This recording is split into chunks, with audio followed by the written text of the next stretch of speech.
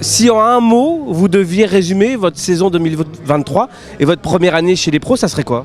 Je pense que ce serait au-delà de mes attentes, même si au début j'aurais bien aimé décrocher une victoire chez les pros, mais de là à le faire aussi c'est toujours assez compliqué, donc je suis très content d'avoir fait ça et de porter aussi un maillot de leader sur un grand tour. Même dans une carrière, c'est quelque chose déjà de beau, donc pour une première année je peux être que satisfait.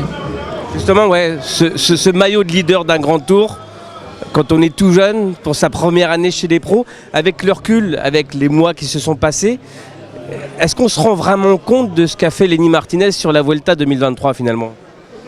Oui, même déjà, je pense que de tout ce que j'ai fait dans ma carrière, je me rends peut-être pas encore compte totalement de ce que je fais, parce que je suis peut-être encore jeune, tout ça. Mais oui, voilà, maintenant à froid après la Vuelta, je suis quand même très fier d'avoir porté le maillot et voilà, c'est des souvenirs qui seront à jamais gravés dans ma tête maintenant. Qu'est-ce qu'on peut souhaiter du coup pour 2024? Vous allez partir en stage au mois de décembre du côté de Calpe avec l'équipe et après il y aura la présentation officielle début janvier. Vous connaissez déjà votre programme ou pas du tout? Non, pas du tout, je connais pas mon programme pour l'instant, ça va être stage au mois de décembre et stage au mois de janvier. Et après pour les courses, juste essayer de faire un peu mieux que cette année, qu'en 2023 et voilà, passer un petit step encore. Mais si vous auriez un vœu, ça serait lequel? Faire le tour? Pas forcément pour l'instant, le tour je suis encore jeune aussi, donc il faut voir, voilà, je suis jeune, et j'ai encore le temps, j'ai encore beaucoup de temps devant moi, donc je suis pas forcément pressé de le faire. Et voilà, un vœu, peut-être encore lever les bras chez les pros encore une deuxième fois, troisième fois et voilà. Vous êtes jeune, mais des Pogacar ou des Evenepoel ont commencé très tôt jeunes aussi, donc pourquoi pas vous? Oui, c'est clair aussi, mais bon, après, je pense que si je vais sur le tour, c'est pas pour le gagner, donc voilà, il faut voir avec l'équipe, il faut en discuter et voir si aussi je suis prêt à y aller aussi. Comment résumer cette première année chez les pros en dehors du résultat? C'est-à-dire vous, intrinsèquement, humainement, Lenny Martinez, quel est votre meilleur souvenir? Qu'est-ce qui vous a le plus frappé?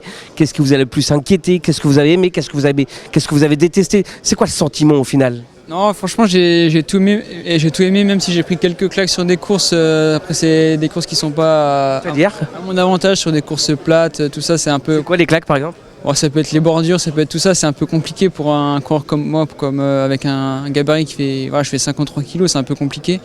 Mais ça fait partie du vélo et voilà, après j'ai pu décrocher des belles victoires. Et en termes d'émotion, je pense que ma victoire au Mont Ventoux, ça a été au sprint un peu inattendu comme ça, c'était une très belle émotion. C'est pro, on se rend pas compte nous. Il y a vraiment un gap, c'est vraiment une autre cour. Je pense que alors oui, on le ressent forcément quand par exemple sur la Vuelta, quand on est à côté des Vingegaard, tout ça, on le ressent qu'il y a vraiment un gros gap encore à passer pour être avec eux. Mais je pense que voilà, depuis la Conti, je gravis les échelons un par un chaque année. Et voilà, ça se fait en douceur et j'arrive à être dans le mouvement, être là chaque année.